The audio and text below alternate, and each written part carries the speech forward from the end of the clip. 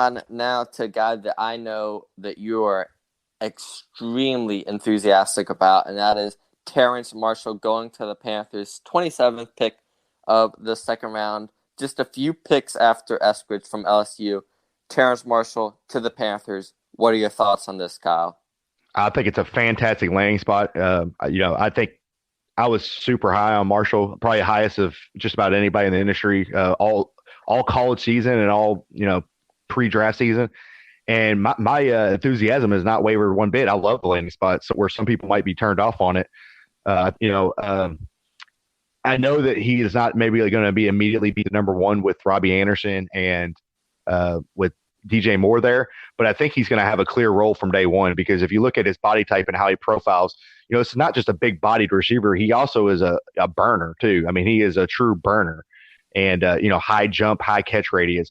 And he provides something that the wide receivers did not do last year, which was give Teddy Bridgewater, now it's going to be Darnold, but they didn't have anybody to score in the red zone. Everything they scored was from deeper out or the running backs, the Mike Davis but they really didn't have anybody in the red zone that could produce. So I think Marshall steps in right away and could be, I bet he has a real legitimate chance at leading all rookies and receiving touchdowns next year. So, it's just somebody that I like as far as the talent. I think he's going to age well in that offense because he is going back with his former college coach, who's now the head coach of the Panthers. So I think that this guy drafted him, whereas he might have fallen a little bit in NFL drafts because there was a little bit of uncertainty right before the draft about some of his medical history. I don't think this coach takes him that high if he has any type of doubt about his foot injury. So I think that this is going to be a guy that's going to be able to help you now. You're going to have some flashes. He's going to be probably inconsistent, probably a lot like I kind of value him a lot like where I had Claypool last year, whereas I kind of knew that there was going to be a lot of competition for targets, but I knew that there was going to be a lot of upside, especially if somebody gets hurt.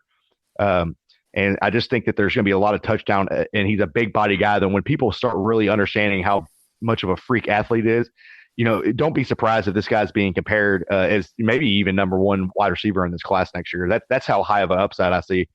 I do think Chase is a better prospect, but they were on the same team, and even on a team with Jefferson and Chase, Marshall was an extremely valuable piece of that national championship team. I mean, I think he had like 14 touchdowns or something, and he had close to 20-yard per catch average on that team. I mean, he really is a tremendous player. And then when those two guys left last year, he played over about 6 or 7 games, I guess, before he opted out. And, he averaged like 115 yards. And you were talking about Elijah Moore leading, and Devontae Smith, but it was really, I believe, Terrace Marshall who's leading the country in yards per game, before he opted out.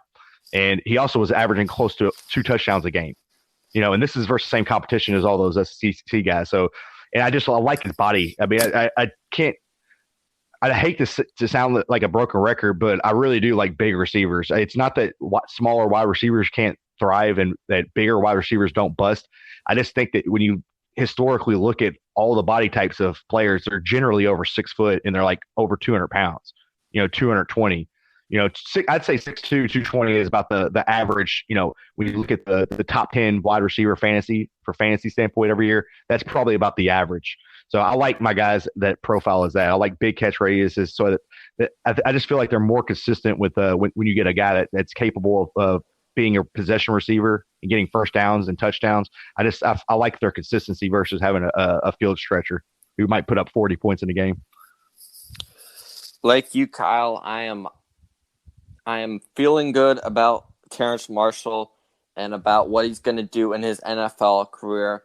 The only holdback that I have with Terrace Marshall, and again, this could be viewed as a positive based on what I'm going to say in a second, is so Terrace Marshall hops into an offense with DJ Moore, Robbie Anderson, and Christian McCaffrey already there. So you're already looking at the possibility of him being the 4th target there in Carolina, which is not ideal. And add that to the fact that Sam Darnold, who I think everyone considers at this point to be in the bottom half of the starting quarterbacks, is throwing the ball to Terrace Marshall. This is clearly not ideal. So short term, there are some concerns. I do think, like you, that he's going to be great in the red zone. But short term, you're got to be thinking, well, Sam Darnold already has a connection to Robbie Anderson. Clearly, the Carolina organization views DJ Moore as their number one receiver. Christian McCaffrey, a year a year ago, he broke the record for the most receptions for a running back in a single season ever. So you have to view him almost as a receiver at this point with the amount of receptions, which is insane that he's getting like 100 receptions. I think it was a year or two ago. So that's not ideal, but dynasty football. So not necessarily a great redraft person in my opinion, but dynasty football is about the long game, and the long game, I see in the long game, I see Terrace Marshall absolutely thriving because we don't know if Robbie Anderson's going to be in Carolina long term.